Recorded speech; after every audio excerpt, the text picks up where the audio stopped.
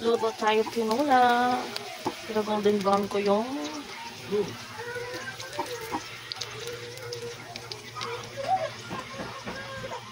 kasi dito golden brown yung bawang. May nga paligid. So yan.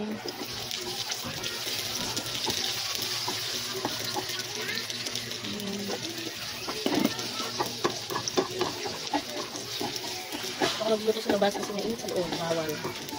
Bawal sa loob ng bahay. Ay mainit.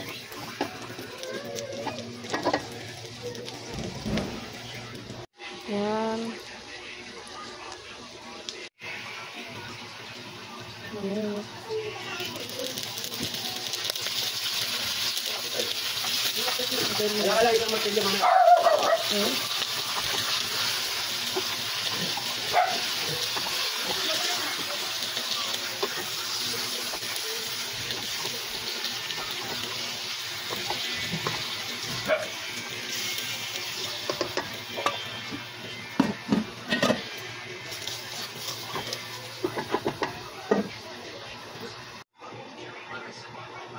Ginis ako na sa bawang, sibuyas at luya.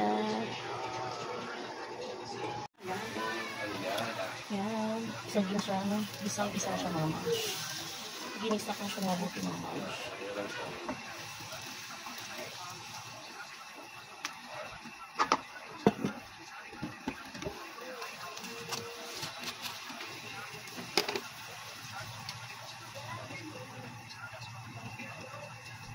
Patis.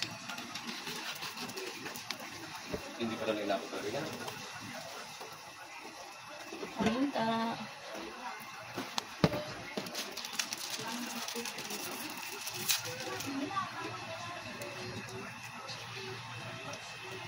Chicken cubes, mga moms.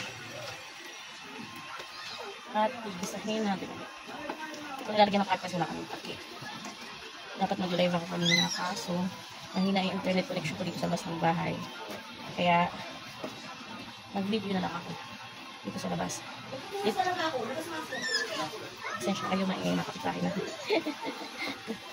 Hindi nakakamang ako ng voice overs. May voice over kaya live na lang boses. Live. Nahingin din yung anak ko. Yung mga munch. Sarap na yan. Ano lang manok. Request. Dead by Chen. Hindi ka pwede. Ano ba yun? Ano rin yung boses na mag-ama ko. Kaaway sila.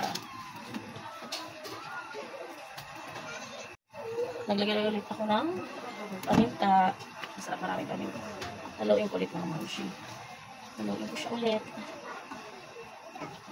Bango. Kamay keme na. Ay ko ah. Tubig. Ang balding tubig. Char. Char lang. Atay lang ito mulo. Lagay ko na yung tanlad. At saka tatlong siling galing. Abang.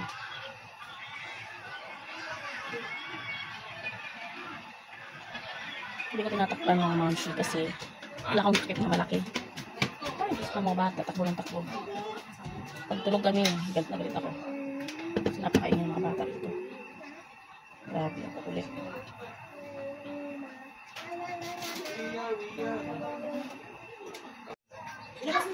Ginap ng asin, mga manchi, parang dagdag.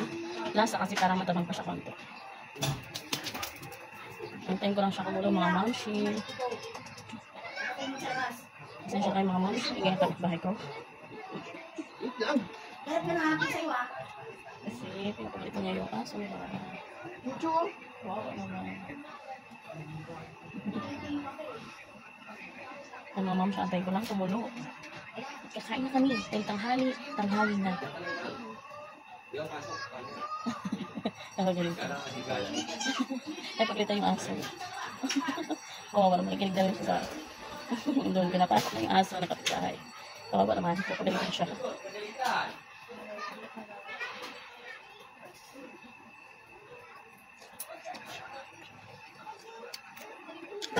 Mamaya ko na konti ilalagay. Ay, mamaya ko na konti ilalagay, ma'am. Papaya kasi. Manipis lang naman siya. Lagyan ko rin siya konting magic sarap ng mga mams. Diba? Yung iba mga mams, pag nagtitinola, nagpapakulo sa sinalagyan ng tubig. Siyempre, nagpakulo nga, diba? Pakulo, tanlad, tapos luya, diba? Diba? Ako kasi ginigisa ko pa yung karne ng manok para lutong-luto talaga siya. Yun yung gusto ko. Pero minsan naman pag nagigisa ako, ginagamit ko yung mantika na, mantikang pre-cholesterol. Mams. Dito talaga ang pinakalutuan ko sa labas, mga mams. Kasi nga maliit lang dyan sa loob ng bahay. Taas baba lang to, pero maliit lang siya.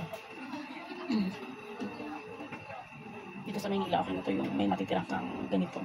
At least kito talo. Libre ka, diba? Kwarto kasi ito dati na kwarto to papa ng mga anak ko. Sige mo. Ang nakasawa yung matay. 4 years na siya. Kwarto to. Balik kwarto na to ng mga anak ko. Kasi balang araw, syempre, mag-ano rin kami ng bahay namin ito. Ay, hindi naman pwede dito lang kami. Pero syempre, pumisira. Kami ang nagpo-provide ng pataayos. Sa ngayon kami muna. Sunod. Ang anak naman namin. Nag-storyteller na ang mama. Natin ko muli yung luto ko. Natatakam na ni. Lagay ko na yung papaya. Sila dito na kasi nag-iwan nito lagi. Papaya daw kasi gusto niya. Kaya sana naman siya kamay ko. Siya lang nag-asikaso niya ito. Ako lang nagluto. Siya na malengke. Siya naglinis. Siya nag-ano. Ayan. Masarap kasi. Ayan. Isa kasi nakakata mag-voice over. Nahiya ako sa boses. Nabubulol ako. Kaya ngayon, ito, habang nag-video, live na. Kaya mga ma'am, siya ng ulam nyo. Kami tinulang manok. Mamaya kasi, may pupuntahan sila dito na importante.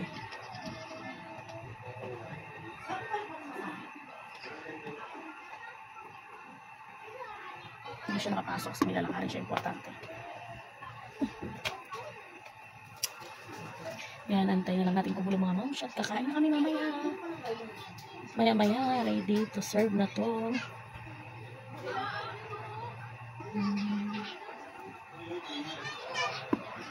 Yan. Yan ang mga moms. Kunti-kunti na lang to. Maluluto na. Okay yung lasa niya. Masarap. Siyempre. And thanks for watching mga momshi. Bye. God bless. Kain.